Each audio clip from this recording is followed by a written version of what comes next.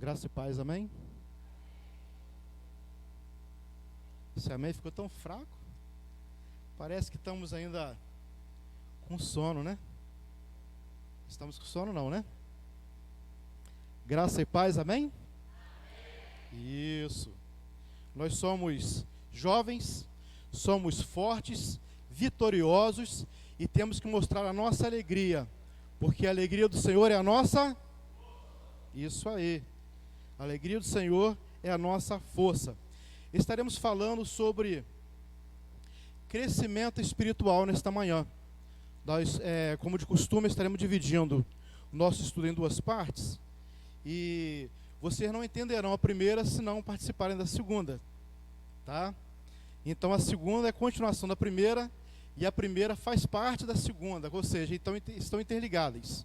Então, desde já convido todos a não irem embora antes do café. Aliás, após o café. Então, no intervalo, tome seu café, seu lanche e voltem para que nós possamos dar continuidade ao nosso estudo nesta manhã. O nosso tema é Alunos na Escola de Deus. Apague a luz, por favor, para mim.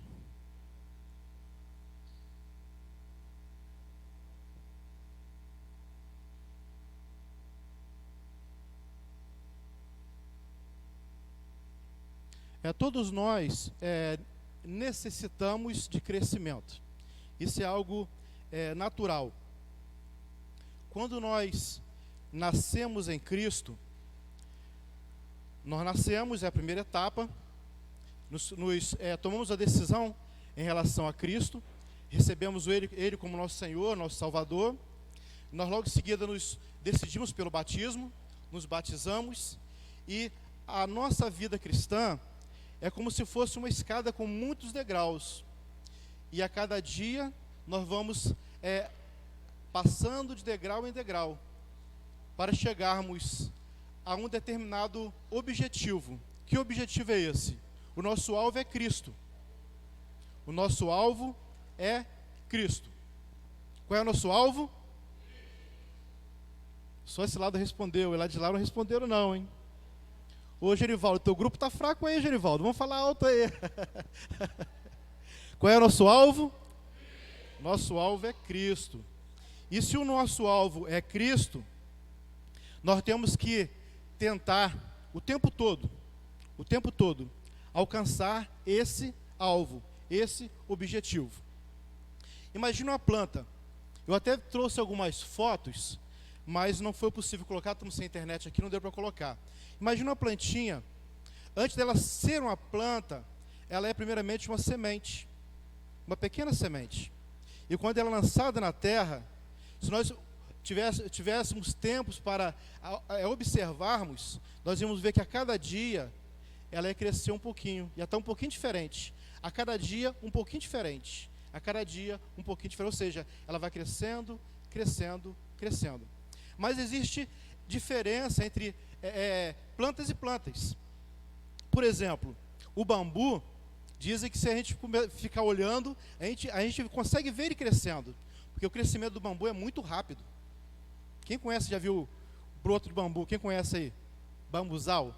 Genivaldo? Não é verdade, Genivaldo?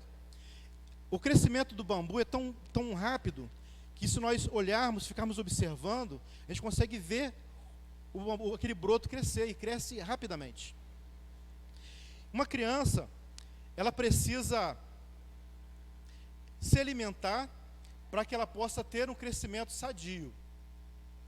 Se a criança não se alimentar de forma adequada, ela vai ficar raquítica, não é isso? Vai ficar raquítica, o seu crescimento não será de forma adequada. Na vida espiritual é a mesma coisa. Da mesma forma que uma plantinha, uma semente precisa nascer e desenvolver, crescer, assim é uma criança, como nós fomos. Eu ainda tenho esperança, né, Bruno? Eu tenho esperança em crescer ainda um pouco mais. Assim era a nossa vida cristã. Nós também precisamos crescer o tempo todo, porque para darmos frutos precisamos estar maduros, mas para darmos frutos precisamos crescer primeiro. Mas existe uma situação na vida espiritual que acontece com muitos servos de Deus. Vocês já viram uma pessoa anã? Quem já viu anã aqui? Quem já foi em enterro de anão? Ninguém foi, né? Diz que anão não morre, né? Ninguém nunca foi em enterro de anão. Eu nunca fui. O anão, ele tem a doença chamada ananismo, que impede o seu desenvolvimento corporal. A mente desenvolve, mas o corpo não desenvolve. Então ele se torna uma pessoa idosa, mas ele não cresce. E há muito crente que é dessa maneira, vocês sabiam disso? Ele nasce, ele inicia o seu crescimento espiritual, ele se torna um anão espiritual. Sabiam disso? Aqui na igreja não existe isso, tá, gente? Aqui na igreja não existe nenhum anão espiritual. Eu creio que todos aqui, não conheço vocês da forma que deveria conhecer. Estou pouco tempo aqui. Mas eu acredito que aqui não exista anão espiritual. Por quê? Todos aqui têm se preocupado em desenvolver a sua vida espiritual, em crescer espiritualmente. Antes crescer na graça e no conhecimento de nosso Senhor e Salvador. Pô, acabei de elogiar vocês, fizeram vergonha agora, hein? Acabei de falar que vocês são estudiosos, né? São esforçados. E eu cito versículos e facinho, ninguém fala comigo. Mas vocês sabem, vocês estão com vergonha, né? Estão envergonhados. Antes crescer na graça e no conhecimento de nosso Senhor e Salvador Jesus Cristo. Palmas para vocês, vamos bater palmas para vocês. Isso, muito bom. Muito bom. Vocês são 10 alunos na escola de Deus. Todos nós somos alunos. Nessa escola, todos nós somos alunos. E o nosso Deus é o nosso professor. E nós aprendemos o tempo todo. Como falei anteriormente, assim que nós aceitamos a Cristo como nosso Salvador, nós iniciamos a nossa vida espiritual, a nossa vida com Deus, com Cristo. Ou seja, nós acabamos de entrar nessa escola. E na escola secular existe o quê? Jardim de infância. Na minha época não tinha jardim de infância. A gente tinha que entrar na primeira série e ali nós éramos alfabetizados. Era a primeira série, segunda série, terceira, quarta série, que era o primário. Depois vinha a quinta série, a sexta, a sétima, a oitava, que era secundário, não é isso? O ginásio, como o pessoal falava, não é isso, irmãos? Os mais antigos aí, o pessoal mais experiente, os mais inteligentes, né? Tá vendo? Nem quero chamar vocês de velhos, tá? Experientes. Era o ginásio, ginasial. E quando a gente chegava no ginásio, a gente se achava, né? A gente achava que eram os melhores da escola, os mais inteligentes, era superior, andava o nariz arrebitado. E as pessoas mais novas passavam por nós, tinha respeito. Porque nós éramos o quê? Aquele grupo de pessoas do ginásio. Então as pessoas não respeitavam. E depois vinha o quê? O segundo grau. E depois faculdade. Na igreja é a mesma coisa, a nossa vida espiritual é a mesma coisa. Não tem diferença. Talvez nós podemos observar que a distância entre nós e esse alvo seja muito grande. O alvo está lá, bem distante, bem longe de nós. Nós estamos aqui. Mas não temos que alcançar o alvo de uma vez. De onde eu estou para o meu primeiro passo é muito mais próximo, muito mais perto. Então o que Deus quer de nós? Ele não quer que nós alcançamos o alvo com um passo só. Ele quer que nós alcançamos o segundo passo, depois alcançamos o terceiro passo e continuamos caminhando. Porque essa caminhada não pode parar. Enquanto estivermos aqui, nós temos que continuar, dar continuidade a essa caminhada. Para alcançarmos o alvo, vou repetir, para alcançarmos o alvo, ele pode estar muito distante de nós, mas a nossa distância para o primeiro passo, para o segundo passo, para o terceiro passo, é bem mais simples, bem mais fácil e está bem mais próximo de nós. Hebreus capítulo 6, versículo 1. Por favor, meu DJ. Cadê o DJ? Ele está ali. Depois você reclama teu salário, tá, DJ? Abra suas Bíblias em Hebreus capítulo 6, versículo 1. Estaremos lendo esse versículo e vamos ler bastante versículo da palavra de Deus. Espero que não tenha ninguém aqui que não goste de ler a Bíblia. Tem alguém nessa situação aqui que não gosta de ler a Bíblia? Porque hoje nós vamos folhear um pouquinho a palavra de Deus, vamos estar aprendendo um pouquinho da palavra de Deus. Hebreus 1:6. É isso que eu falei? 6:1. É quase isso, né? 6:1.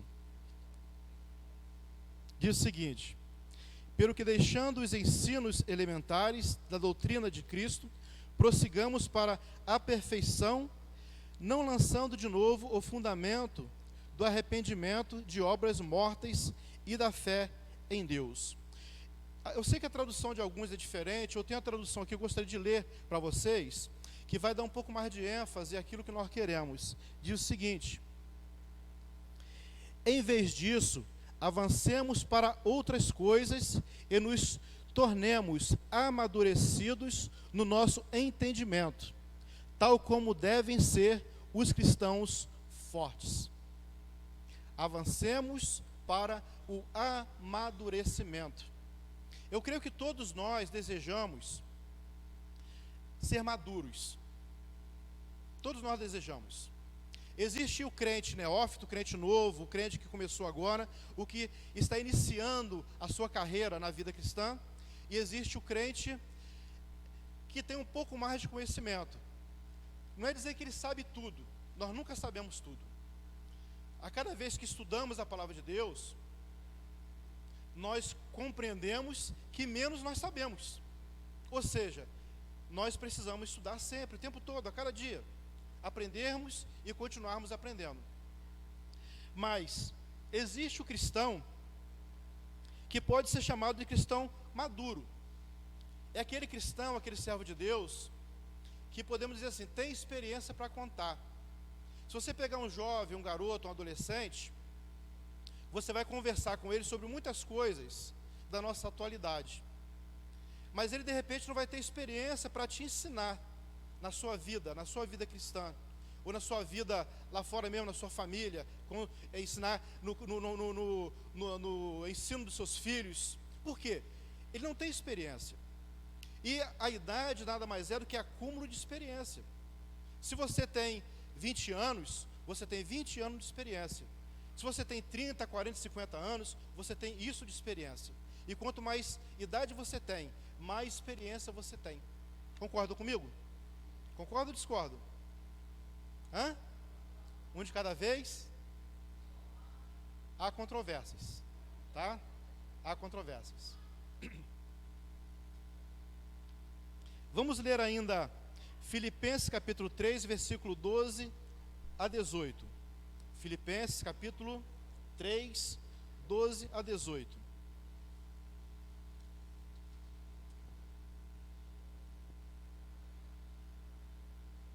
Não que já a tenha alcançado, ou que seja perfeito, mas prossigo para alcançar aquilo para o que fui alcançado por Cristo Jesus. Irmãos, não julgo que haja alcançado, mas uma coisa faço, e é que, esquecendo-me das coisas que para trás ficam, e avançando para as que estão diante de mim, prossigo para o alvo, pelo prêmio da soberana vocação de Deus em Cristo Jesus. Todos quantos somos perfeitos, tínhamos este sentimento.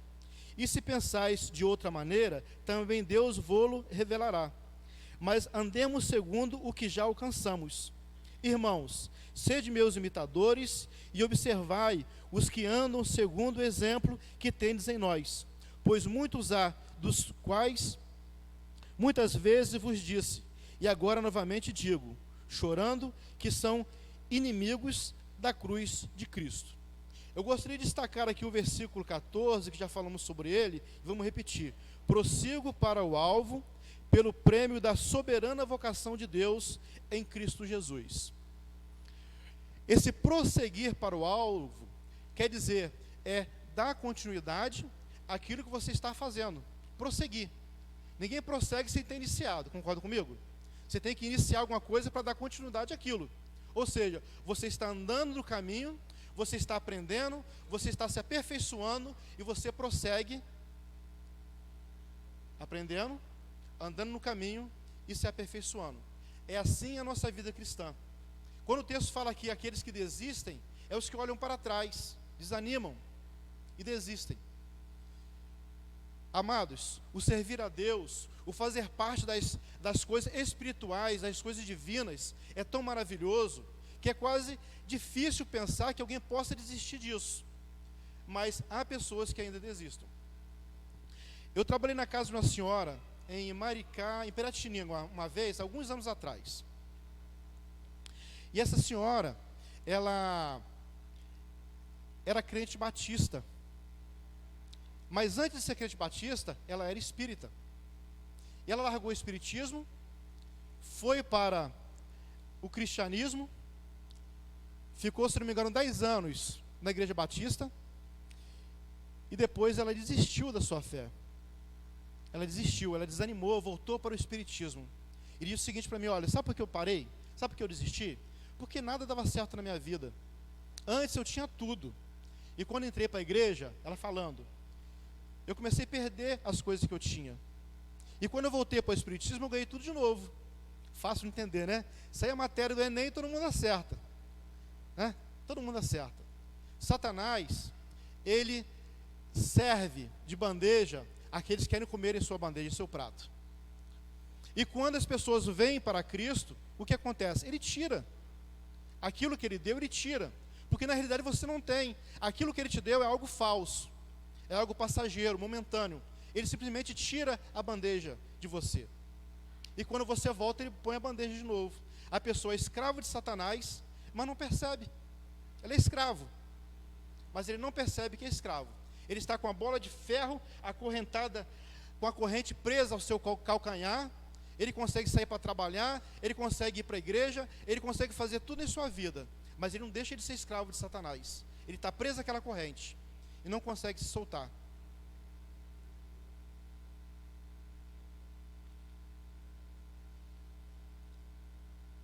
Uma certa vez uma pessoa chegou em determinado local e viu um grupo de adolescentes brincando. E ele observou que entre aquele grupo de adolescentes tinha um entre eles que ele tinha uma fisionomia um pouco mais diferente. Ele tinha alguns cabelos brancos, tinha algumas rugas no rosto, e quando ele se informou sobre aquela pessoa, ele percebeu que aquela pessoa era uma pessoa de 40 anos de idade, mas ele não tinha desenvolvido a sua mente, o seu intelecto. Ele tinha tamanho de criança, ele tinha mente de criança, apesar de ter uma idade de uma pessoa adulta, 40 anos de idade. Assim, amados, acontece às vezes na igreja. Como eu falei sobre o anão, pessoas que não desenvolvem a sua vida espiritual. Isso é muito perigoso. Isso é muito perigoso. Nós temos que nascer e continuamente estarmos crescendo. E esse crescimento não pode ser interrompido. Eu vou repetir, esse crescimento não pode ser interrompido. Nós temos que nos preocuparmos em crescermos o tempo inteiro, o tempo todo. Porque, vou repetir, para darmos fruto temos que primeiro crescer. Se não crescermos, não daremos frutos. Uma certa vez Jesus estava passando em um local com os seus discípulos e procurou alimento em uma árvore. E naquela árvore não tinha fruto. E detalhe, o texto fala bem claro, não era a época daquela árvore dar fruto. E Jesus condenou aquela árvore e foram embora. E quando voltaram do local que eles foram, passaram por aquele local, os discípulos observaram que aquela árvore estava seca, ressecada. E eles falaram: Senhor, a árvore secou. Jesus havia condenado aquela árvore, falou que daquela árvore ninguém mais comeria fruto dela. Ela nunca mais iria produzir fruto. Jesus condenou aquela árvore para ensinar para os seus discípulos que eles precisavam dar fruto o tempo todo. Estão entendendo? Ele condenou aquela árvore para ensinar para os seus discípulos que eles precisavam dar fruto o tempo todo. E assim somos nós. Tem muito crente na igreja que não está produzindo. Está parado no tempo. como que se vir a igreja fosse o mais importante e fosse o suficiente, e não é. E Cristo falou o seguinte: olha, toda vara que em mim não der fruto deve ser cortado e lançado fora. Observe bem o perigo em que nós podemos estar correndo. Toda árvore que em mim não der fruto deve ser cortado e lançado fora. Então, amados, nós temos que nos preocupar com a nossa vida espiritual, com o nosso crescimento espiritual. Nós precisamos crescer e precisamos frutificar, dar fruto o tempo todo. O tempo todo. Primeiro ponto. 5 etapas da escola de Deus. Primeiro, jardim de infância. O que temos no jardim de infância? Brincadeiras, brinquedos, berço, lanchinho. Na minha época não tinha isso. Brincadeira, nem pensar. Brinquedo, nem pensar. Espaçozinho caminha com bercinho para dormir depois da refeição, também não tinha. Merenda tinha até à vontade. Bastante merenda, a gente comia bem. Mas o ambiente de jardim de infância é para bebezinhos, crianças pequenas, crianças que estão começando a caminhar. Trazendo para a nossa vida espiritual, esse período na vida do crente é o período de quando ele aceita Cristo como seu Senhor e Salvador. Nasceu, começou a dar os primeiros passos. Uma criança, antes dela começar a andar, primeiro ela engatinha, é isso? Engatinha, ou gatinha? Engatinha. Obrigado, irmão. Engatinha. Por quê? Ela começa a andar com as mãos e com os pés, engatinhando. Vê naturalmente agora. Ela fica engatinhando. Depois ela começa a subir em alguma coisa para ficar em pé. A perna começa a ficar trêmula. E ela tenta uma vez, 2 vezes, até conseguir ficar em pé em alguma coisa. Depois que ela consegue ficar em pé, ela começa a ensaiar os primeiros passos. Dá um passinho, cai, levanta, dá outro passinho. E às vezes quer correr antes de começar a andar, cai. E depois ela volta de novo do início, começa a levantar novamente, dá o primeiro passo, o segundo passo. Daqui a pouco está andando, daqui a pouco está correndo. Assim somos nós na nossa vida espiritual. Eu conheço pessoas que entraram para a vida cristã e em pouquíssimo tempo já eram pastores, abriram igrejas e já eram pastores. E não funciona, amados, não dá certo. Sabe por quê? É algo que tem que ser aos pouquinhos, devagarinho. Você não tem como subir uma escada metendo o pé no 4º ou no 5º degrau. Você tem que primeiro pisar no primeiro degrau, depois no segundo, depois no terceiro. Se uma escada não precisasse dos primeiros degraus, não se teria. Alguém consegue daqui lá de baixo dar um passo aqui em cima? É complicado. Pode pular por aqui, mas daqui na escada dar um passo para aqui para cima não consegue. Se alguém consegue aí, eu vou parabenizar, porque é difícil. Se não precisasse de vários degraus, não teríamos escada aqui. Daqui a gente já pulava aqui em cima. Se existe degraus é porque eles precisam ser pisados um a um, um de cada vez. Um de cada vez. Porque quando você sobe de uma vez, você pode cair. E tem aquele ditado, né? Quanto mais alto, pior é a queda. Então, quando tentamos subir de uma vez, nós podemos cair. Então, o ideal é um degrau de cada vez. O primeiro degrau, o segundo degrau, o terceiro degrau, até chegar aqui em cima. Dessa maneira. Hebreus capítulo 5, versículos 12 a 19. 12 a 14, vamos ler. Hebreus 5, 12 a 14.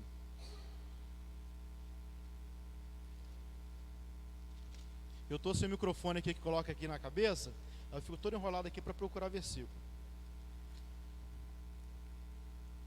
Hebreus 5, 12 a 14, diz o seguinte: com efeito, devendo já ser mestres, por causa do tempo decorrido, ainda necessitais de que se vos torne a ensinar os princípios elementares dos oráculos de Deus. eu vos haveis feito tais que necessitais de leite, e não de alimento sólido. Ora, todo aquele que ainda se alimenta de leite, não está experimentado na palavra da justiça, porque é criança. Mas o alimento sólido é para os adultos, para aqueles que, pela prática, têm as faculdades exercidas para discernir tanto o bem como o mal. Concorda com tudo que eu tenho falado. Não adianta você pegar um bebezinho e falar assim, olha, hoje você vai aprender como comer uma coxa de frango e dar um osso para a mão da criança. Não vai conseguir. Ela vai chupar, vai babar, mas não vai comer aquela carne. Por quê? Para a criança tem que ser dado leite, papinha, mingau. E carne mais forte, mais dura, para uma pessoa mais adulta. É assim que tem que ser. E quando o escritor de Hebreus ele fala sobre isso aqui, ele está falando sobre uma igreja, ele está falando com uma igreja que precisava ouvir que era necessário que eles voltassem e começassem do zero, para que eles pudessem ter um crescimento de forma adequada. Volto a dizer, não podemos de lá de baixo pisar aqui em cima. Tem que ser de degrau em degrau. Assim como o escritor de Hebreus nos fala aqui. Vocês até poderiam, ele está falando, tá, gente? Não é eu não, ele está falando. Vocês até poderiam já estar comendo uma comida melhorada, uma comida sólida. Mas infelizmente, vocês ainda não têm capacidade para isso. Ou seja, vocês precisam voltar a tomar mamadeira, tomar leitinho, até que vocês tenham realmente robustez para comer uma comida sólida, uma comida melhorada. Isso com minhas palavras. E é assim que tem que ser. 2. Escola primária.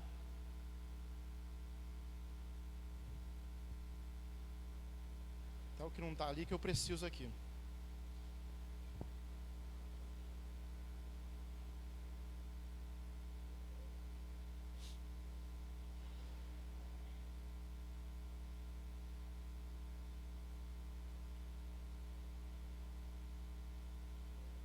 Escola primária. 1 Timóteo capítulo 4, versículo 11 a 16. Leiam comigo, por favor.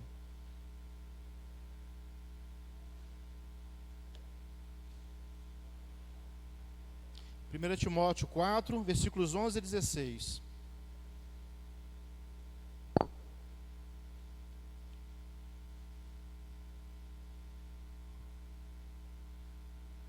Manda essas coisas e ensina-as. Ninguém despreza a tua mocidade, mas sê exemplo dos fiéis, na palavra, no trato, no amor, no espírito, na fé, na pureza. Persiste em ler, exortar e ensinar, até que eu vá.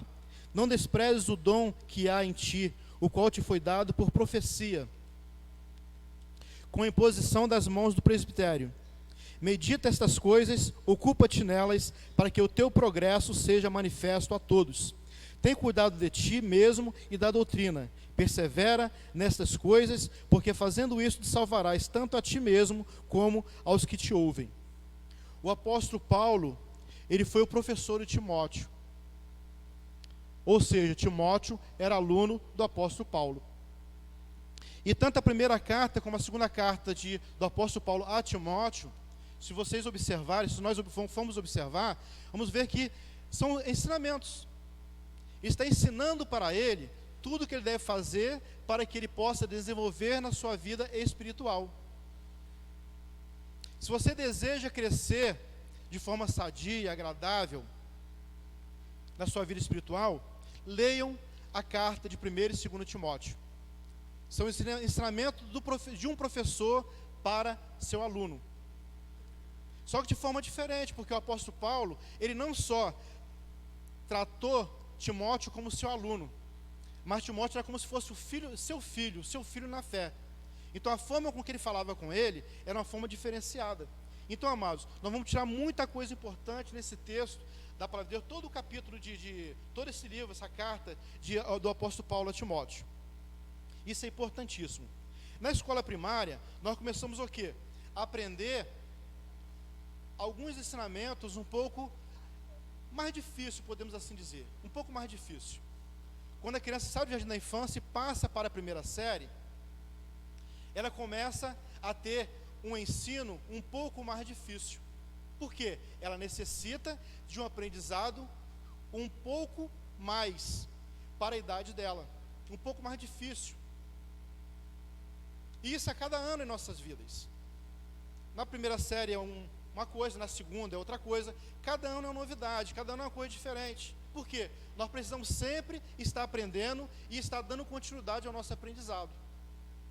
Por que que nossos pastores, pastorantes, pastor Adriano, eles sempre se preocupam em dizer: vamos ler a palavra de Deus, vamos estudar a Bíblia. Se você já leu uma vez, leia duas, leia três, continua lendo. Terminou a sua leitura, começa de novo.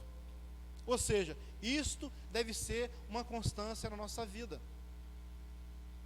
Há crentes que nunca leu a Bíblia. Vocês acreditam nisso? Aqui não tem isso não, né? Aqui não tem isso não. Mas há crente antigo na igreja, de 10, 15, 20 anos, até mais que isso, que nunca leram a Bíblia. É possível isso?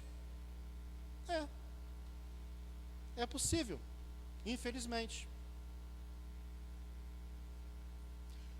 Quando Jesus foi tentado, eu vou voltar a falar disso novamente, se eu tiver tempo.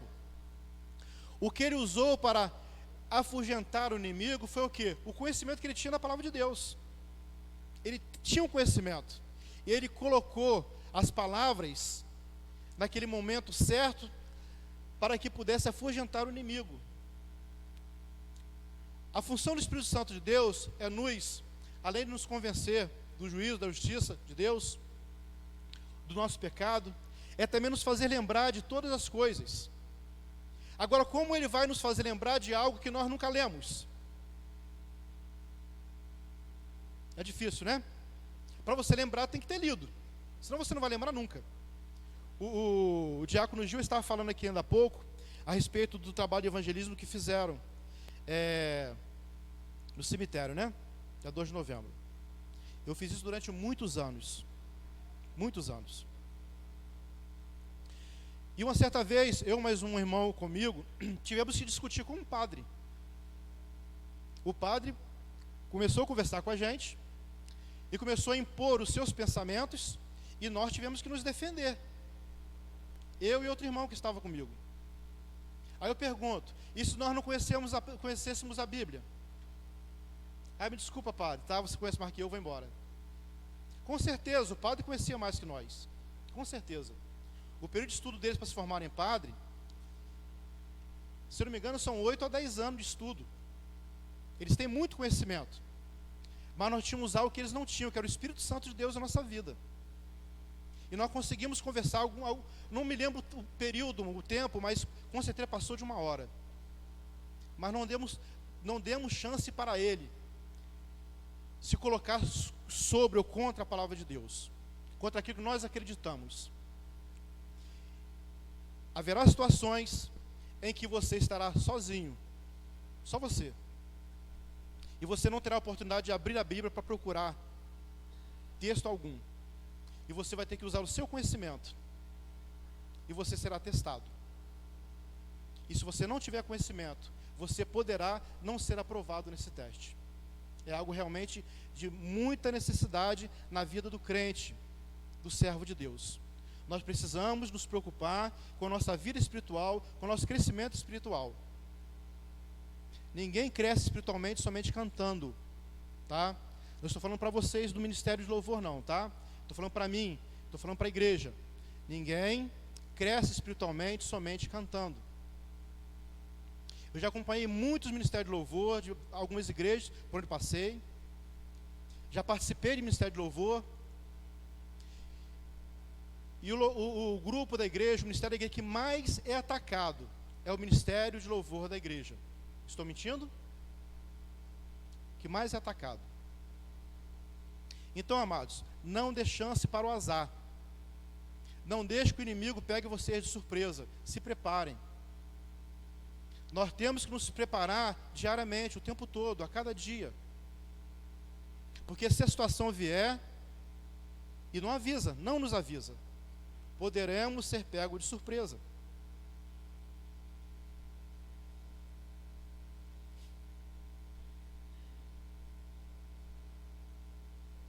Ainda Timóteo,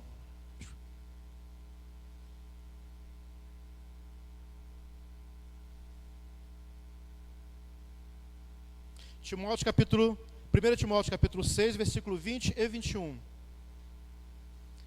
1 Timóteo capítulo 6, versículo 20 e 21.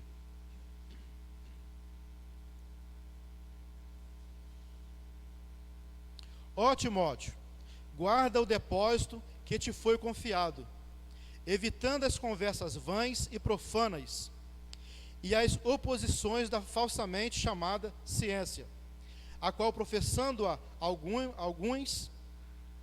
alguns se desviaram da fé. A graça seja convosco.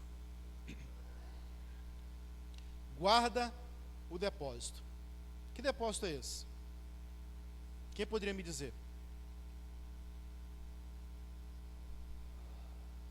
Quem falou? Guarda o depósito que ele foi confiado. A palavra. Amados, entenda uma coisa. Esse livro aqui é vivo. Tá? Esse livro é vivo. A palavra de Deus diz que a palavra de Deus é viva e eficaz. Mais penetrante do que espada de dois lados, dois gumes, que penetra alma e espírito. É viva. Quando ele fala assim, guarda o depósito que lhe foi confiado, o nosso Deus confiou esta palavra a nós. Vou repetir, o nosso Deus confiou esta palavra a nós. Eu tenho visto, se não me engano, nos últimos 15 dias, 2 países que foram proibidos de pregar o evangelho, estão prendendo as pessoas que forem pegas pregando a palavra, e estão entrando nos lares, e quando encontram Bíblias, eles pegam a Bíblia, tá, queimam e prendem as pessoas que estão nessas casas. Pode haver uma situação, pode ser acontecer amanhã, pode ser daqui a um mês, daqui a 10 anos, pode não acontecer conosco aqui, de repente Cristo vai levar a igreja dele antes, mas pode acontecer. Pode acontecer. Brasil não é melhor que outros países, não. Pode acontecer. Desse livro ser proibido. E em muitos países aí fora, as pessoas não querem um livro desse, não. Eles querem apenas uma folha. Uma folha. Para eles poderem ler e satisfazerem espiritualmente. Mas eles não conseguem. Eu tenho lá em casa, uma outra oportunidade eu vou trazer para vocês conhecerem, uma bíbliazinha desse tamanhozinho. Desse tamanhozinho. Ela é feita com material especial. Era usada na antiga União Soviética, quando era proibido pregar o evangelho ali.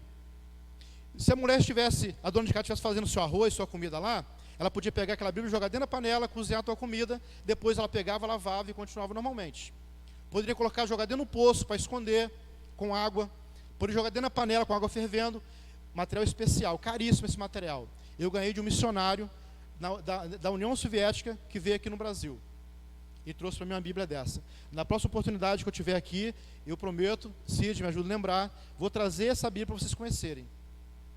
Não é a Bíblia completa, é só o livro de Salmos.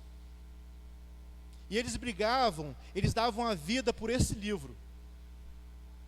E nós temos as condições necessárias para decorarmos se quisermos.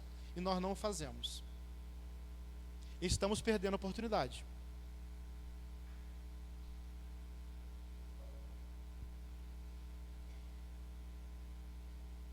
Vamos ler mais um texto, Timóteo. 2 Timóteo capítulo 4, versículo 2.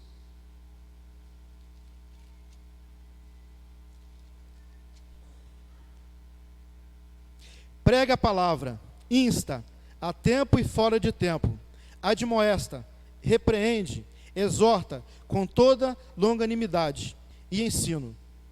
Porque virá tempo em que não suportarão a sã doutrina, mas tendo coceira nos ouvidos, cercar-se-ão de mestres, segundo as suas próprias cobiças, e se recusarão a dar ouvidos à verdade, voltando às fábulas, às histórias mentirosas. Hoje, nós temos a oportunidade e podemos usá-la. Então, amados, pregue a palavra, use a palavra, aprendam da palavra. Porque hoje nós podemos, amanhã nós não sabemos. Existem vários projetos de lei no Congresso que proíbem pregar a palavra de Deus. Sabiam disso? Eu não sou contra, não estou aqui para falar de política. Existe um partido político aí que tentou ir ao poder na eleição passada, que no plano de governo deles, um dos itens era proibir a pregação do evangelho. Assim como foi feito na Bolívia, se vocês não sabem, na Bolívia o evangelho era livre tanto quanto aqui no Brasil. Eu tenho uma prima que ela foi para a Bolívia fazer seminário lá. E pregaram o evangelho lá. Arlete, né, Cid? Lá, o evangelho era livre, como aqui. Hoje, não é mais. Na Venezuela, é a mesma coisa. É proibido pregar o evangelho na Venezuela. Na Argentina, assumiu um outro presidente, outro líder de esquerda. E possivelmente deve acontecer a mesma coisa. Sabe por quê? Todos os líderes que estão assumindo, líderes de esquerda que estão assumindo os poderes na América Latina, todos eles fazem parte do tal do Foro de São Paulo, que é comandado por alguns políticos aqui do nosso país da esquerda. Então, amados, é algo realmente de seriedade, nós temos que levar isso a sério. Hoje nós podemos, amanhã não sabemos como será.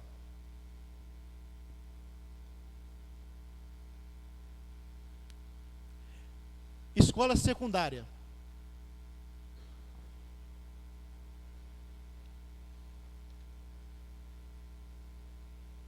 Até que horas eu tenho, irmão? Eu esqueço do horário. Oi? 20 para as 10? Que bom, tem bastante tempo. E não, 20 para as 10? Já acabou meu tempo. Estou tranquilo aqui. Vocês não querem tomar café não, né? Estou tranquilo aqui, esquecendo da hora. Amados, vamos parar aqui, tá? Vou deixar vocês... Vou deixar vocês não, eu também vou tomar café. E depois nós iremos voltar para dar continuidade. Estaremos falando sobre a escola secundária e depois estaremos falando sobre a universidade. E depois da universidade, não sei se vai dar tempo de falarmos hoje, mas se não der tempo eu vou falar num outro momento. Quando nós nos formamos, estamos prontos para o trabalho. Aí entraremos nas estradas perigosas da vida, que é um estudo maravilhoso, que se não der tempo de estudarmos hoje, em outra oportunidade estaremos estudando. Mas para hoje, atenção por favor, ainda não acabei, por favor. Mas para hoje, depois do nosso café, vamos voltar para dar continuidade falando sobre a nossa escola secundária. Vamos ficar de pé, vamos estar orando, agradecendo a Deus por esse momento e agradecendo pelo nosso café que teremos daqui a pouco. Convidar a Sidilene para vir aqui na frente, vai estar orando, agradecendo pelo nosso estudo e agradecendo pelo nosso café. Nós teremos até às 10 horas para o nosso café e às 10 horas em ponto estaremos voltando. Oramos. Santo Deus Altíssimo, Pai amado, digno de honra, digno de toda a glória, louvado e exaltado seja o teu santo bendito nome, Pai. Muito obrigado, Senhor, por mais essa oportunidade que o Senhor nos concedeu, de estarmos aqui nesta manhã, Senhor, para aprender a sua palavra, te louvar e te exaltar o teu santo e bendito nome. Pai, queremos te agradecer por este culto nesta manhã. Muito obrigado, Senhor, pelos louvores aqui cantados, o teu nome. Muito obrigado, Senhor, pela tua palavra que foi lida e explanada aqui. Deus, que ela possa fazer morada em nossos corações. Obrigada, Jesus, por cada vida aqui presente. E agora, Senhor, também queremos te agradecer pelo café da manhã que irá ser servido. Pai, muito obrigado pelas mãos, Senhor, de quem preparou. Que o Senhor possa estar abençoando ricamente, Senhor. Te agradecemos por esse pão ao qual iremos participar. Muito obrigado, Senhor, por tudo. No nome de Jesus, amém.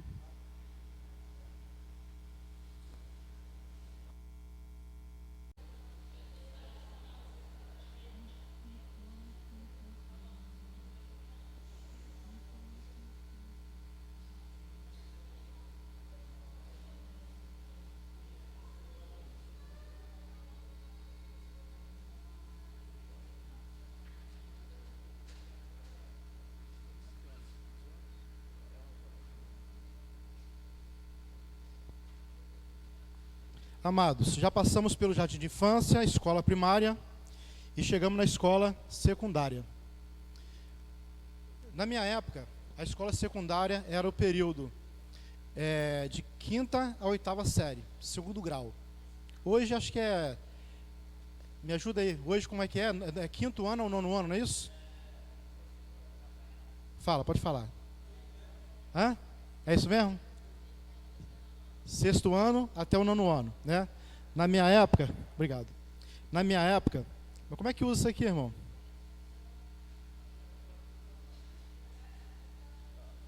Aqui é pra cima, pra baixo. O R é a luzinha. Ah, tá.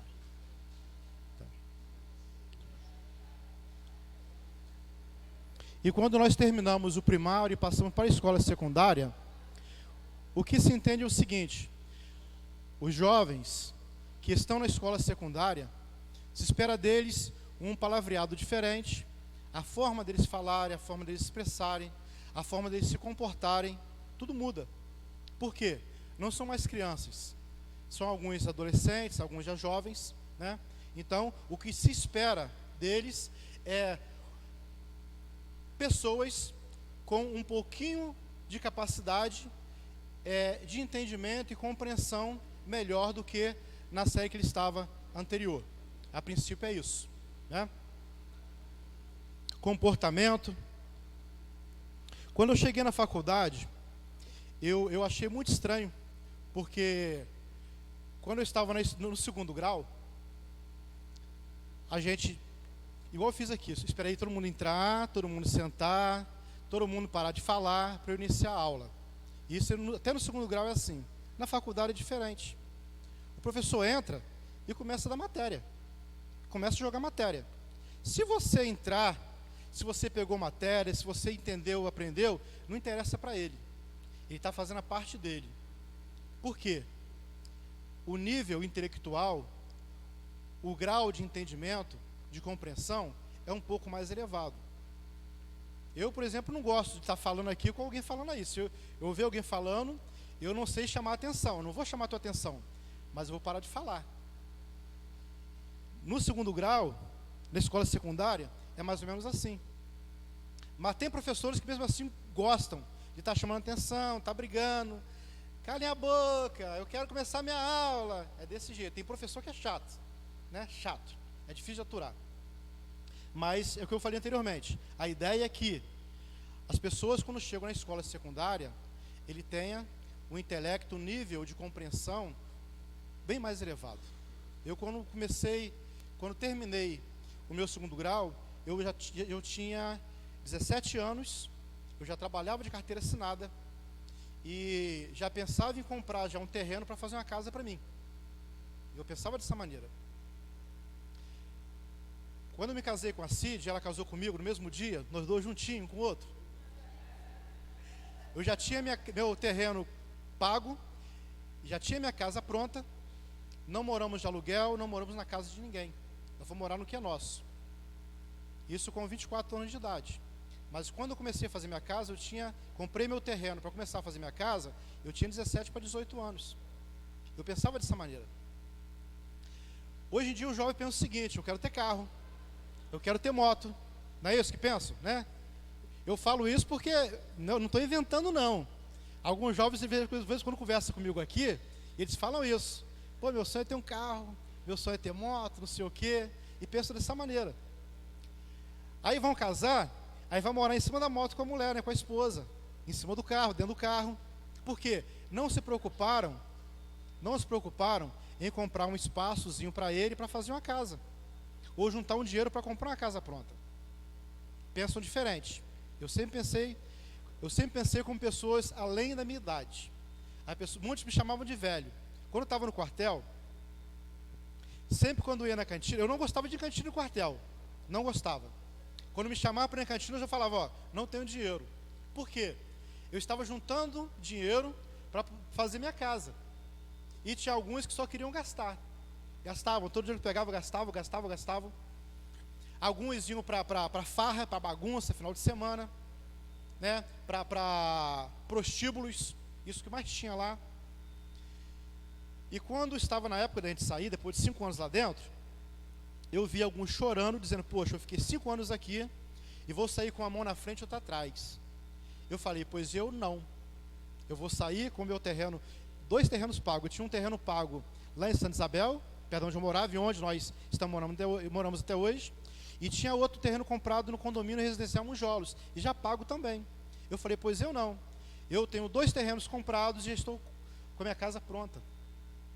Ou seja, nível intelectual. Às vezes o jovem pensa que eu sou jovem, o resto que se dane. Eu estou muito novo para me preocupar com as coisas sérias, as coisas importantes. Só que o tempo passa muito rápido. O tempo passa, ó, assim. Tem um jovem lá em casa, o Jonatas, que muitos aqui conhecem. Ele terminou com a namorada e falou assim, eu não quero nem saber de namorado, tão cedo. E está lá, apaixonadinho. E daqui a pouco, o que vai acontecer? Não porque ele quer, mas porque a menina vai querer. A menina vai querer. Aí eu pergunto, e agora? E agora? A menina quer casar. Não é isso? Você é casada? Namoro? São namorados? Namoro há quanto tempo? Oi? Vai fazer um mês? Pô, novinhos. Novinhos. Os homens... Não engana ela não, hein? Olha lá, hein? Os homens não se preocupam muito com isso. Geralmente casam um pouco mais tarde. Mas as mulheres, geralmente, querem casar mais cedo. Isso é natural. É natural. Oi? Quer casar cedo, não? E quando ela está namorando, ela começa a cobrar do namorado casamento. Quer ficar noivo, querem se casar. Então o homem, o namorado, ele tem que ter cabeça para administrar a sua vida. Hoje em dia existe a lei de que criança que jovem, não pode trabalhar antes dos 17 anos. Para mim isso é errado, eu acho errado. Porque eu trabalhei desde meus 8, 9 anos de idade, eu já trabalhava. Já ganhava meu dinheiro, já ajudava em casa, e aprendi cedo que eu tinha que lutar pelo meu dinheiro. E assim eu ensinei meus filhos. O Davi, com 17 para 18 anos, ele tomava conta de uma obra para mim com mais de 50 pessoas trabalhando. Mais de 50 homens. Ele, com 17 anos, ele tomava conta da obra para mim. E às vezes não queria. Pai, eu não quero. Eu falei, vai assim mesmo. Mesmo sem querer, tu vai. E ele ia, contra a vontade dele. E várias vezes falou para mim assim, pai, eu não quero trabalhar em obra. Eu odeio obra. Eu não gosto de obra. Eu não vou ficar em obra. Hoje, ele é um grande profissional, melhor que eu, e está fazendo engenharia civil. Se eu não tivesse ensinado, eu falava para ele assim, olha, mesmo que você não vá trabalhar com obra, aprende, porque um dia você vai precisar fazer a casa para você, você sabe construir, não precisa pagar ninguém para fazer. Ele aprendeu, não só aprendeu, como fez a própria casa dele. Marco foi lá, mas a Rose, e vira, a casa dele é linda, mais bonita que a minha, e ele é muito caprichoso. Por quê? Porque nós ensinamos. Então os filhos precisam ser ensinados. Às vezes o pai precisa até apertar um pouco a rédea, para que ele possa se interessar pelas coisas importantes da vida. Eu tinha um lema lá em casa, sempre falava para ele, primeiro o dever, depois o lazer. Sempre falei isso para eles, né, Cid? Primeiro o dever, depois o lazer. E eles aprenderam direitinho. O mais novo está com 20 anos de idade e é corretor de imóveis. Dá os pulos dele, se vira, já dá os pulos dele. Então, na vida cristã é a mesma coisa. Você está aqui dentro, você chegou, passou pelo jardim de infância, passou pelo primário, você está na segundo grau. É o momento de você começar a se preocupar com o seu crescimento, com o seu desenvolvimento espiritual. Por quê? O próprio contexto do local onde você está te obriga a isso. Eu tenho notado aqui na igreja que não tem um jovem aqui preocupado em fazer seminário. Estou errado? Estou errado? Estou errado? Não, né? Pelo menos não conheço. Se tiver alguém, me perdoa, mas não vejo um sequer preocupado em fazer seminário. E isso me preocupa, e preocupa os pastores. O pastor Anderson comentou isso aqui a semana passada, se não me engano. Falou sobre isso. Não temos visto a preocupação dos jovens em crescerem na graça e no conhecimento do nosso Senhor e Salvador Jesus Cristo. Sabe por quê, amados? A vida passa num instante. A nossa geração, eu, pastor Adriano, pastor Anderson, diácono Gil, todos nós, cinquentões, tudo cinquentões, saradão, né? Não, saradinho, saradão é o pastor Adriano, saradinho. Mas vai chegar um momento em que vocês terão que assumir liderança no nosso lugar. Aí eu pergunto, e aí? Estão preparados?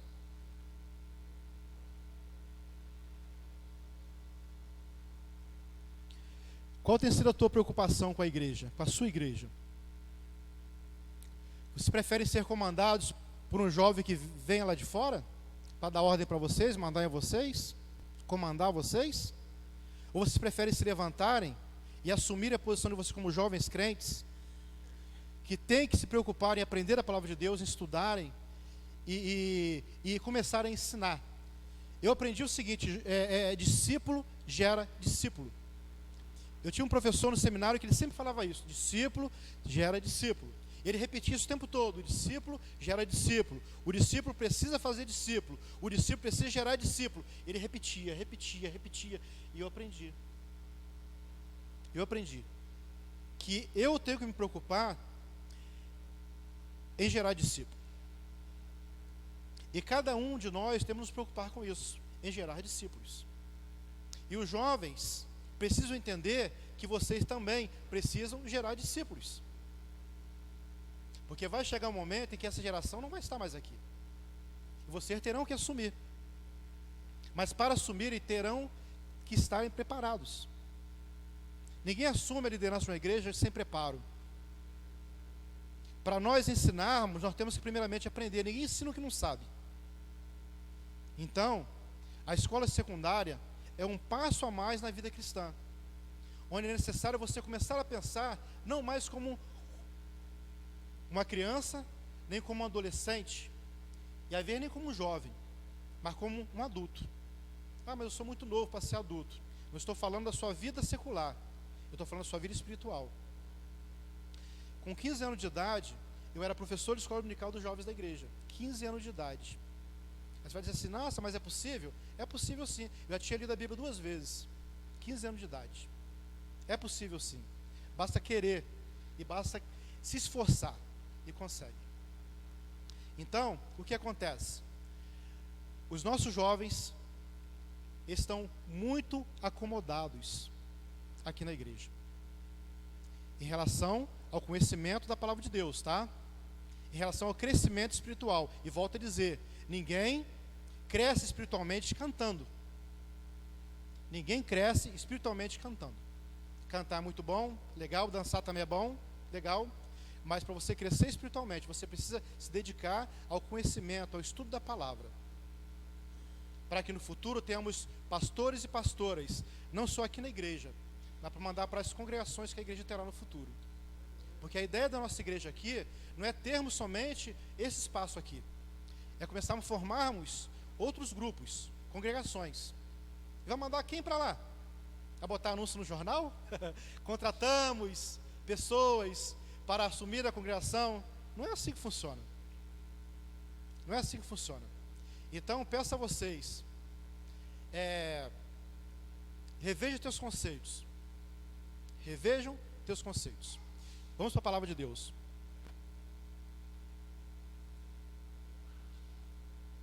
Eu não consigo ler ali, não. Não consigo ler. Com a idade, a gente vai ficando um pouco mais experiente, mas com isso vem a barriguinha, começa a crescer, né? Fica barrigudinho, começa a perder os cabelos, o cabelo começa a ficar branco. Eu não tenho esse problema não, meu cabelo é preto, não tem esse problema não, tá? Nunca pintei cabelo. Alguém já falou comigo, você pinta cabelo, nunca pintei, tá? Começamos a enxergar um pouco com dificuldade, não é isso? É a idade que vai chegando, né? Na escola secundária, nós vamos observar alguns exemplos de alguns servos de Deus. A submissão de Isaac. Isaac, eu preguei um dia desse aqui e falei, quando Abraão o levou para sacrificá-lo, ele era um jovem de 40 anos de idade. 40 anos de idade. Alguns pregam dizendo que ele era um adolescente, tinha 18 anos. Ele tinha 40 anos de idade. E ele era submisso a seu pai. Ele poderia muito bem falar o seguinte: pai, olha, eu estou vendo aqui o cordeiro, estou vendo a lenha, estou vendo o cutelo, mas cadê o animal que vai ser morto? Ele sabia que era ele. Ele não era bobo, ele sabia que era ele. Ele poderia ter feito, sabe o quê? Dado no pé. Pai, estou fora desse negócio aí. Eu morrer, estou fora. De repente eu faria isso, mas ele não fez. Ele foi submisso a seu pai, aceitou aquilo que seu pai havia proposto para ele. A submissão é algo necessário na vida cristã, no nosso grau de aprendizado secundário. Outro exemplo, isso está lá, tá? Só que eu não consigo ler lá. Quem quiser ler, pode ler. Oi? Santidade de José. José naquele período ali devia ter cerca de mais ou menos 18 a 20 anos, mais ou menos por aí. 18 a 20 anos. Ele poderia muito bem ter se dado bem com aquela mulher. Ninguém estava vendo. Seu pai não estava ali.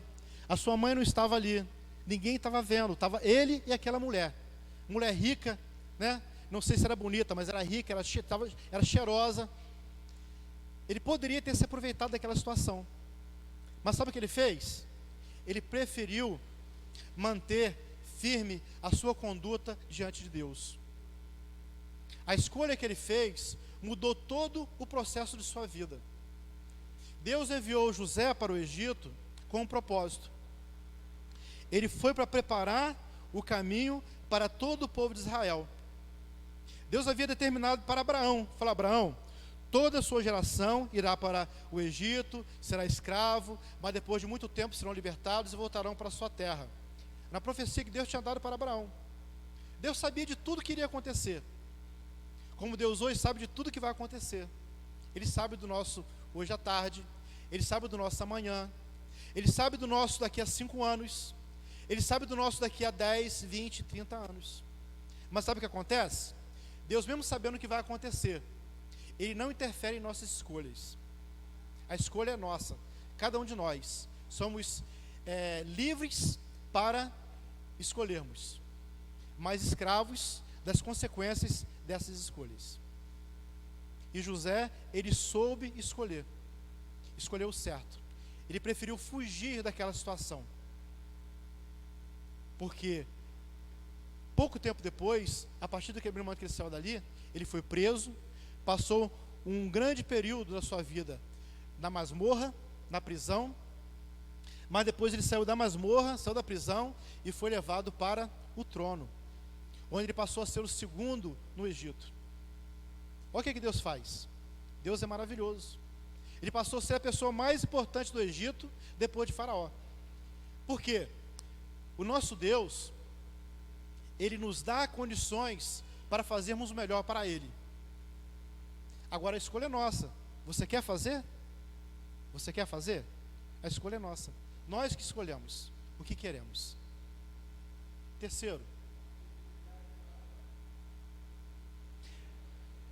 sensibilidade de Samuel. Samuel era uma criança. Todo mundo conhece a história, né? A mãe dele não podia ter filho, ela estava orando no templo, o sacerdote Eli viu que ela estava orando, viu que ela estava chorando, mexia com os lábios, mas não falava nada, achou que ela estava bêbada, e ela explicou para ele, ele disse que não, que estava orando ao Senhor, que vivia uma vida amargurada, porque desejava um filho, não podia ter, e o profeta falou para ela que ela teria um filho, e depois ela teve realmente o filho, e ela dedicou o seu filho ao Senhor, levou, entregou no templo para ele viver toda a sua vida no templo, e ali ainda como uma criança. Deus falou com ele pela primeira vez, E ele teve sensibilidade, foi sensível à voz de Deus. Nós temos sido sensíveis à voz de Deus? Será que quando Deus tem falado, nós temos ouvido? Nós temos escutado, temos entendido, temos compreendido a voz de Deus? A palavra de Deus fala que Deus no passado falava aos filhos, aos pais dos profetas, de muitas formas, de muitas maneiras, mas hoje nos fala através do seu Filho. E Deus tem nos falado. O nosso Deus não deixa de falar. Teve um período que ele deixou de falar com o povo de Israel, durante 400 anos. Ele deixou de falar com o povo de Israel durante 400 anos. Eu não sei se as Bíblias atuais têm, mas na minha, por exemplo, ainda tem. 4 folhas em brancos entre o Novo e o Velho Testamento. Não sei se de vocês são assim. Essas folhas, cada folha dessa significa 100 anos. Um total de 400 anos de silêncio de Deus para o povo de Israel. Mas nós não somos povo de Israel, nós somos igreja. E nosso Deus tem falado conosco. Todos os dias, o tempo todo. Agora nós precisamos ter a sensibilidade de uma criança, para entendermos, compreendermos Deus falando conosco. E Deus tem falado. Deus tem falado. Resta saber se nós temos compreendido aquilo que Ele tem falado conosco. O outro é piedade de Josias. Josias foi um rei de Israel que começou a reinar. Quem sabe qual a idade que ele começou a reinar? Quem me ajuda aí? Eu esqueci, quem me ajuda? Hã? Ninguém? 18 anos, né? 8 anos. Valeu, Samuel, salvou a pátria aí, ó. Eu sei que muitos sabiam, de repente não estão lembrados, né? Eles estudaram isso. Ele começou a reinar com 8 anos de idade. E foi um rei que fez diferença sobre o trono de Israel. Ele fez diferença. Por quê? Ele se dedicou a buscar tudo aquilo que estava esquecido em Israel. Mandou que reformasse o templo, que cuidasse do templo, mandou que recolhesse ofertas para fazer a reforma do templo. Ou seja, ele conseguiu fazer uma revolução em Israel. Com 8 anos de idade, Deus escolheu para que fosse o rei de Israel. E ele conseguiu fazer algo maravilhoso que muitos reis de Israel não tinham conseguido fazer. Ou seja, ele fez a diferença. Será que você está preparado para o que Deus tem para fazer na sua vida? Será que você está pronto para poder encarar aquilo que Deus está pronto para colocar diante de você? E se Deus te chamar agora e dizer, olha, você vai ser um missionário fora do país. E aí? Você está pronto para ir? Você tem coragem de ir? É algo realmente sério. Aí nós cantamos que somos servos de Deus, estamos prontos, né? Não sei o que mais. Mas só que, será que estamos mesmo? Será que realmente estamos prontos? Será que o que cantamos, estamos prontos para viver o que cantamos?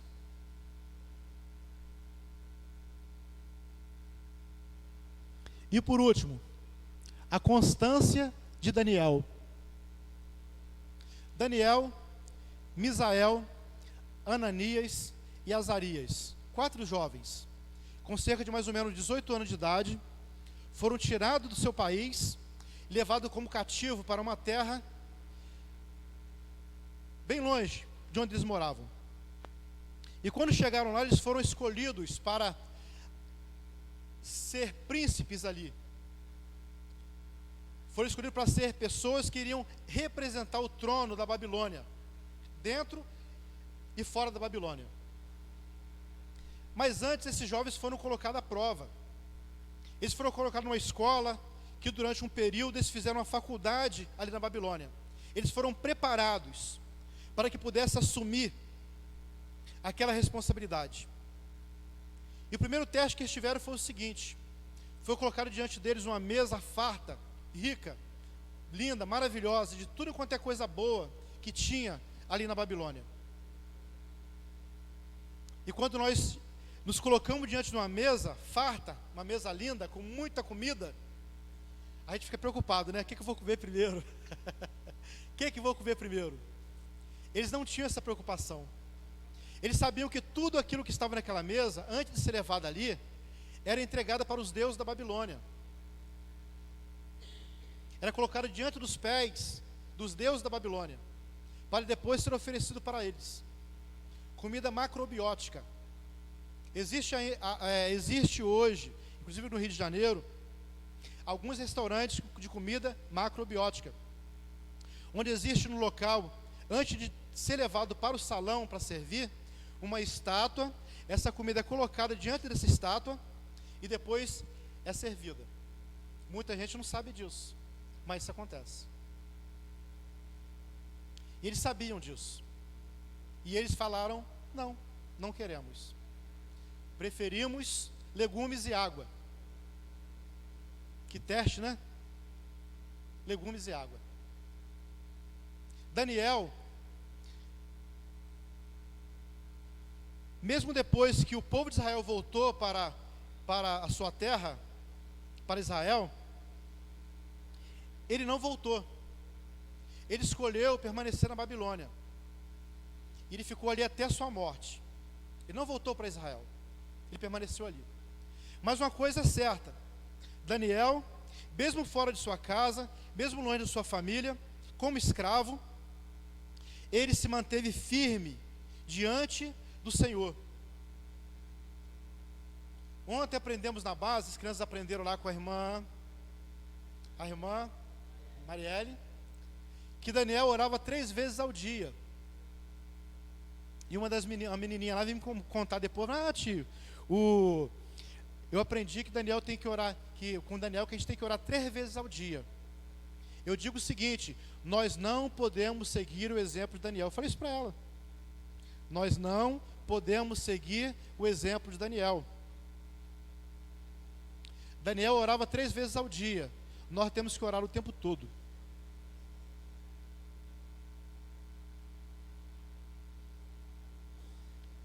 Estou errado? Temos que orar o tempo todo. A nossa vida tem que estar o tempo todo na presença de Deus. O que era oferecido para Daniel, para ele, para os seus irmãos ali, seus amigos, seus companheiros, não é diferente do que é hoje oferecido para a gente, aqui nesse mundo. O mundo é outro. As oferendas são outras. Mas aquilo que nos é oferecido, o impacto é o mesmo. Ou seja, naquela época, ou seja, nos dias atuais. O impacto da nossa vida espiritual continua sendo a mesma. E nós precisamos estar sempre preparados para dizer não. É fácil ou difícil dizer não? É fácil ou difícil?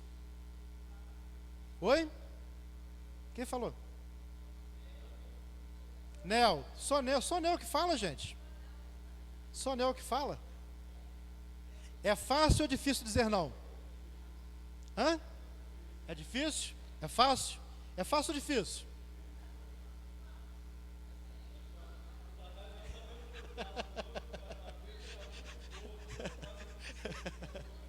Para alguns dizem que é fácil. Alguns dizem que é difícil.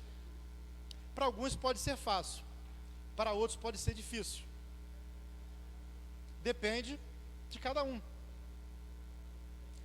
Sabe como é que fala não? Não. Mas nem sempre nossas palavras é a nossa escolha. Nem sempre as nossas palavras são a nossa escolha. Às vezes eu falo não com a boca, mas o coração está falando diferente. Só um minutinho. Às vezes eu falo não com a boca, mas eu ajo de forma diferente. Às vezes até falo não com a boca, mas escondidinho eu faço diferente. Às vezes até falo não com a boca, mas quando eu estou sozinho e penso que ninguém está olhando, mas Deus está vendo, não tem como fugir da presença de Deus, eu acabo fazendo diferente. Fala, Leandro. Todo ano lá na empresa, né, a gente tem um processo de eleição de discípulo. E eu sempre, tem 4 anos que eu faço parte do SESMIT. E eu sempre ouvi falar que negócio de corrupção, dinheiro, né? Questão de dinheiro. Então, esse ano, um rapaz lá chegou para mim, pô, Leandro, tem como você me dar uma ajudinha?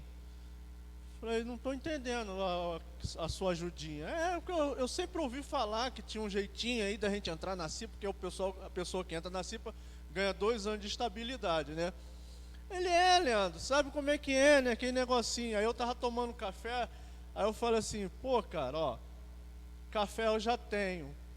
Aí ele, não, mas você sabe. Aí eu peguei a chave do carro, o carro eu já tenho. Aí, não, cara, casa eu já tenho.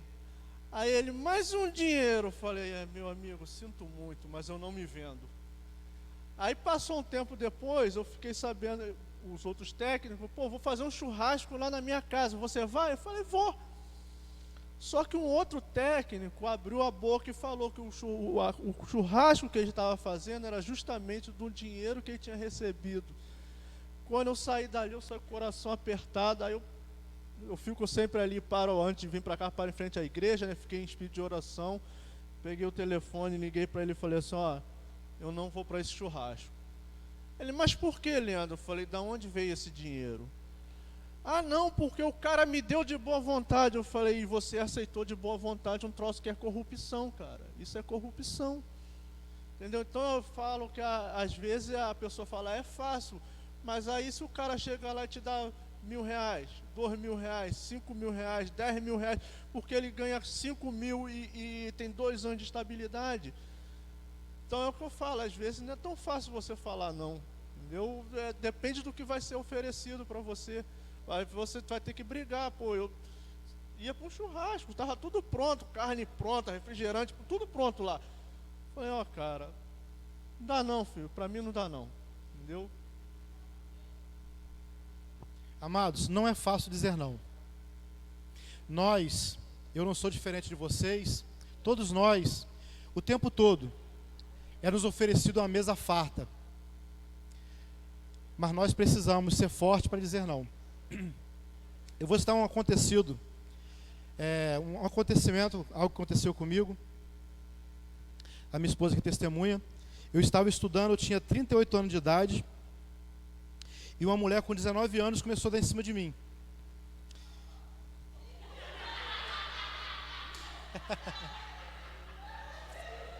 Sério, irmão, sério.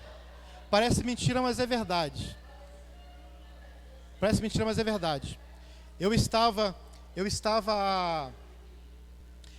6 meses de ser consagrado a pastor na igreja, 6 meses.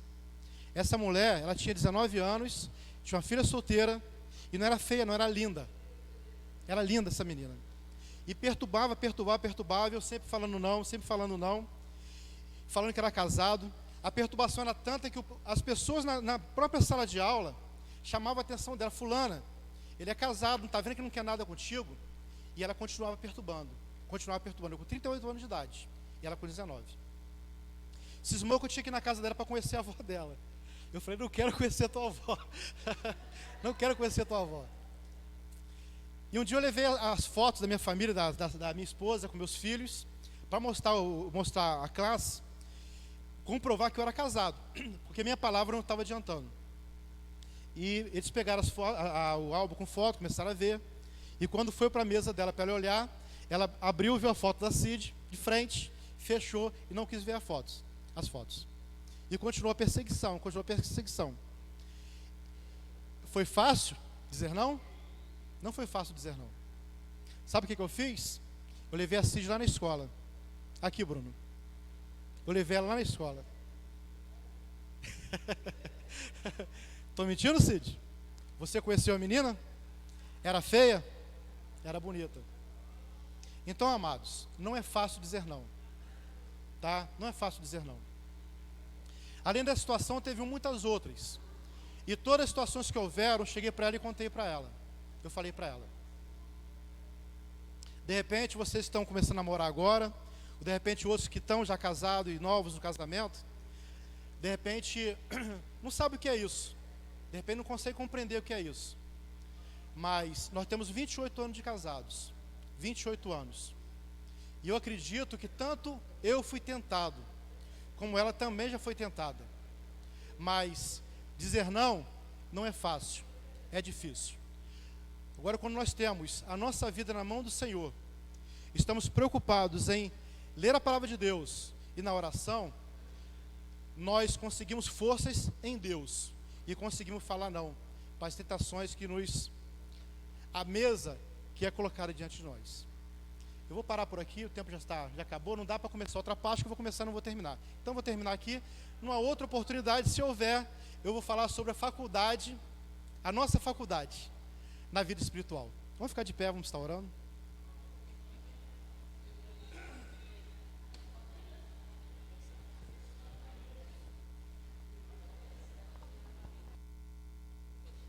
Oremos. Senhor nosso Deus e Pai, muito obrigado, Senhor, por mais essa oportunidade que o Senhor nos concedeu de estarmos na Tua casa, aprendendo um pouco mais da Tua palavra. Nos faz, Senhor, constantes, nos faz, Senhor, sensível, nos faz fiel à Tua palavra, Senhor, para que possamos, ó Deus, com o nosso exemplo, cativar pessoas, ó Pai, que estão ao nosso redor como testemunhas. Toma em Tuas mãos as nossas vidas, nos leva, ó Deus, para casa, nos guarda e nos protege, Senhor, a cada um que irá em direção do seu lar. Muito obrigado por tudo que o Senhor tem feito, por tudo que ainda irás fazer em nossas vidas. Em nome de Jesus te agradecemos. Amém, Senhor. Amados, só um minutinho rapidinho. Olha só, o resultado dessa situação que aconteceu na escola foi o seguinte: 6 meses depois, eu fui consagrado a pastor, e na minha sala de aula, eu consegui levar uma família para Cristo, ganhar para Cristo, e levei para a nossa igreja em Marambaia, para a glória e honra do Senhor.